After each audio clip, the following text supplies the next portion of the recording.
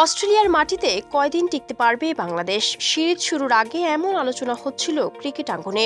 তার উপর প্রস্তুতি ম্যাচে ব্যাটারদের বাজে পারফরম্যান্স, সব মিলে বেশ চাপে ছিল সফরকারীরা। কিন্তু ইতিহাস গড়েই জবাব দিল নাজমুল হোসেন শান্তর দল।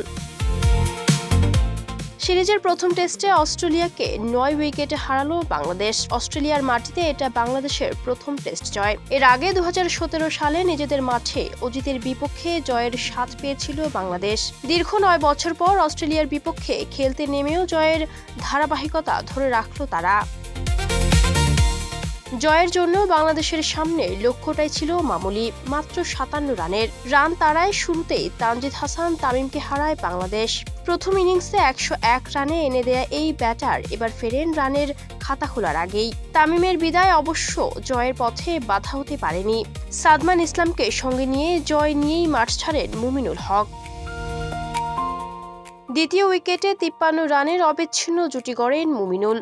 বিও ওয়েবস্টারের করা 15তম ওভারের দ্বিতীয় বলে বাউন্ডারি মেরে জয় নিশ্চিত করেন সাবেক অধিনায়ক। 2-4-এর সাহায্যে 30 রান করেন তিনি। 4 বাউন্ডারিতে সাদমানের অবদান 25 run. Desk report, campus Times.